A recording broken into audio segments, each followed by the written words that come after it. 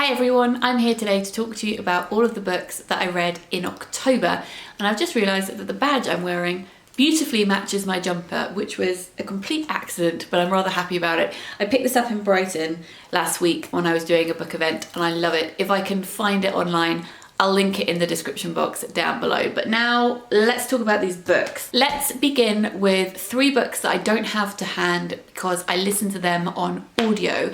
Those are Waiting for Wednesday, Thursday's Children, and Friday on My Mind, which are the 3rd, 4th and 5th books in the Free Decline series by Nikki French.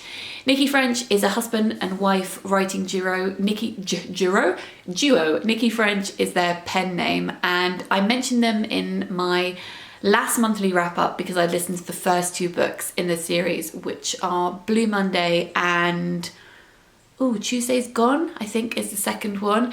As I mentioned last time, I don't have loads to say about them. I'm not analysing them deeply as I go.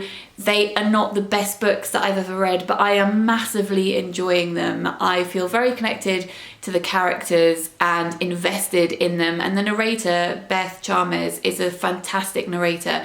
So if you're after crime thriller books on audio, I really recommend checking them out on audio.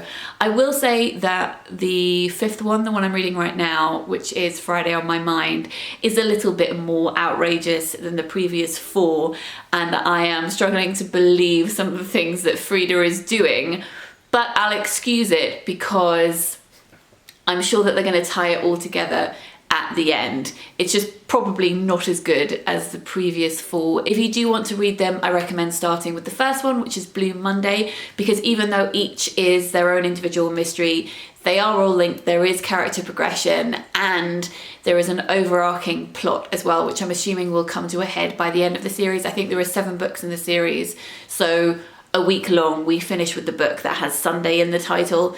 It takes place, the plot of the books take place over much more than a week, several years in fact, but each of them is named after a day of the week. So yeah, I'm really enjoying it and I would recommend them. Next up, I read these 2 books, which are both, as I like to call them, daughters of Frankenstein. They are inspired by Frankenstein, and I thought it would be a good time to read them in October because of Halloween.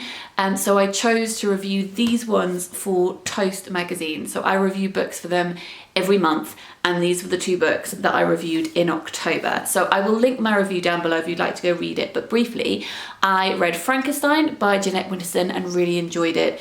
This is a dual narrative. Part of it is set in 1816 and is about Percy Shelley, Mary Shelley, Lord Byron and Claire Clairmont, and them staying together and Mary starting to come up with the idea of Frankenstein. It's about souls and hauntings. And then the other half of the book is set in our present day and is a reincarnation of these characters. So we have Rye Shelley, who is a doctor who has fallen in love with Victor Stein, who is a combination of Percy Shelley and Frankenstein, Victor Frankenstein, the professor in Mary Shelley's story, and Ron Lord, who is a bit of a buffoon and he is supposed to be Lord Byron. It is concerned with all of the questions that Frankenstein is concerned with. What makes us human? Why do we keep telling the same stories, making the same mistakes? Why are we so obsessed with immortalizing ourselves, becoming godlike? I really enjoyed it. I did think some of the modern sections, which were set mostly at a sex book convention, were a bit silly in places. I got the point that she was making, that we're ridiculous and we get obsessed with using robots in various different ways, but I felt as though those sections could have been edited down because they detracted from the serious points that she was trying to make. I spoke about this in more detail in that review, along with this one here, which is My Name is a Monster by Katie Hale. This is a post-apocalyptic book, kind of a mixture of Mary Shelley's Frankenstein and The Last Man. So Monster is the last person, or she feels as though she's the last person left alive. She used to work at the Svalbard seed bank, is that what it's called? Seed vault, where we have seeds of all the plants in the world. It's our big store in case of nuclear disaster or other kinds of disaster. And she has left there and washed up on the coast of Scotland, and she's trying to get back home. this is about language and truth and about creating your own world. And I think that's really fun actually to read it alongside Frankenstein. So if you're interested in reading these, go and check out my review on Toast Magazine and leave a comment underneath that review talking to us about Frankenstein or Frankenstein retellings or Jeanette Winterson's books if you've read some of her work before, and they will be picking a winner to win copies of books. So go over and leave a comment, but don't just leave a comment saying pick me, leave a comment where you're talking about books, and the giveaway is open internationally, so I'll link that down below. Next up, I did some reading of hyped books, and I did a whole reading vlog where I talked you through my in-depth thoughts on these books and spoke to you about them as I was reading them. So I will link that in the description box down below. I had so much fun filming that, and I think I will do more themed reading vlogs in the future because many of you seem to like it and I had a great time. So the first one that I reread was The Handmaid's Tale. I loved it. It's fantastic. It's so intricate and wonderful and well paced and all of that stuff. And of course the reason that I read The Handmaid's Tale was so that I could read this, which is The Testament, the sequel to The Handmaid's Tale. At the end of my reading vlog, I said that I was still about 80 pages before the end, but I was stopping because I wanted to upload that video, but that I was really enjoying this book and hopefully that wouldn't change. I've now finished this book and I do feel like my enjoyment went down slightly. I think the end of this book isn't as strong as the beginning. It's a little bit rushed, a lot rushed actually, and also a little bit of an anticlimax. And the reason I think that it has, for me, an anticlimactic ending is because this book is not really a sequel to The Handmaid's Tale, the book. It's a sequel to The Handmaid's Tale, the TV show. And I haven't seen the TV show. I've seen the first couple of episodes and it was a bit too intense for me. I much prefer the reading experience of it, so I stopped watching. But then season 2 goes off in a completely different direction. There's more plot. We learn more about Offred and her life after Gilead. Well, after her time within Gilead that we experienced within The Handmaid's Tale. And that's not recapped in here. And I do think that there are key things that you need to know going into this book for it to live and breathe, for you to have the emotional reaction that it wants you to have. Otherwise, it's just a bit confusing and held at a distance. So I went and did some research and read some spoilers, looked up on the TV show, then returned to this book having more context. And I don't feel that as a reader you should have to do that. I feel like the book should stand on its own 2 feet, and I don't feel like it really does that.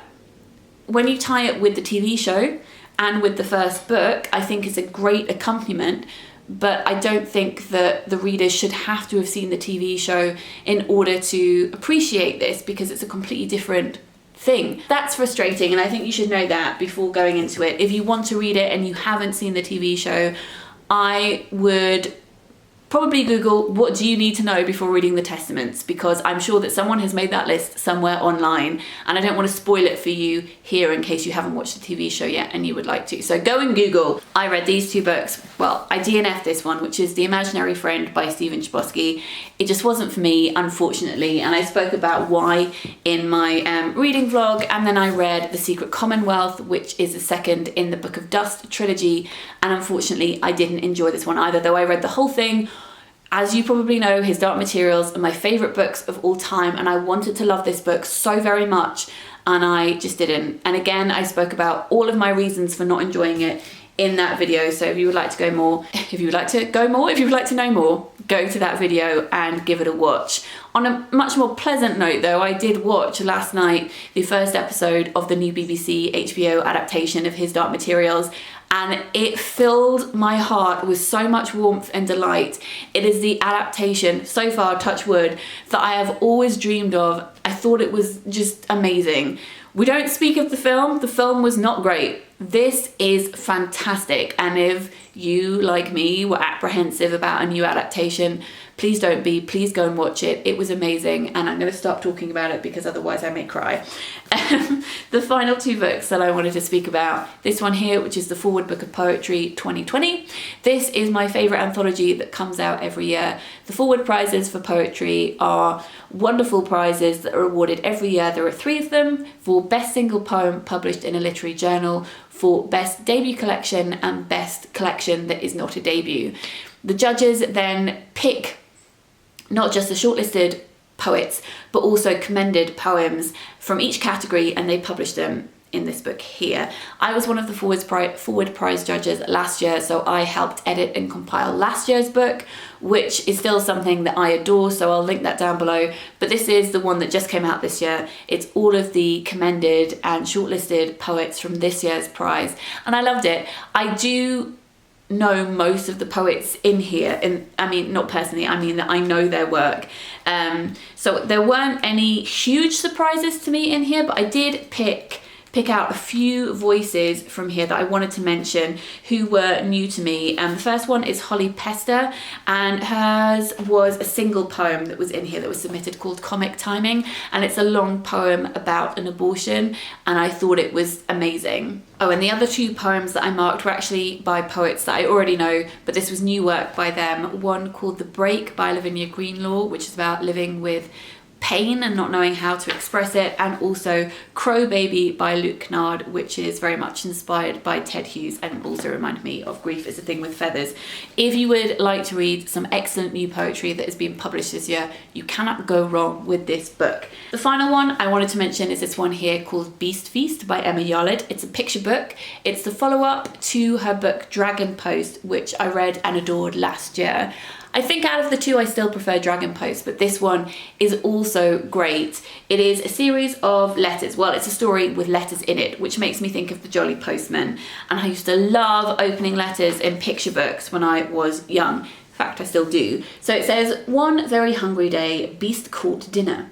Beast was ever so pleased. Dinner looked very tasty. This is dinner. So Dinner has to persuade the Beast not to feed him to the other beasts at the Beast Feast, and instead comes up with other ways to serve food. And there are lots of letters that come in from other beasts, from other monsters, telling the beast what their favourite food is and how they like things to be cooked. So here is a recipe for cockroach cola, etc. I think it's the detail in this that I love. So even the end papers have extra reading material on them, and I think that my nephew and niece are going to love this, so I'm going to pass this on to them. And I should say that wasn't gifted, I just bought it myself because I enjoy purchasing picture books too. All of the books that I mentioned will be linked in the description box down below. Have you read any of these? Would you like to? Go and leave a comment over on the Toast article if you would like to win some books. If you would like to know my in-depth thoughts on the hyped books, then go over to my reading vlog if you haven't watched that yet. I hope you're all having a great start to the week, and I'll speak to you very soon. Lots of bookish love. Bye.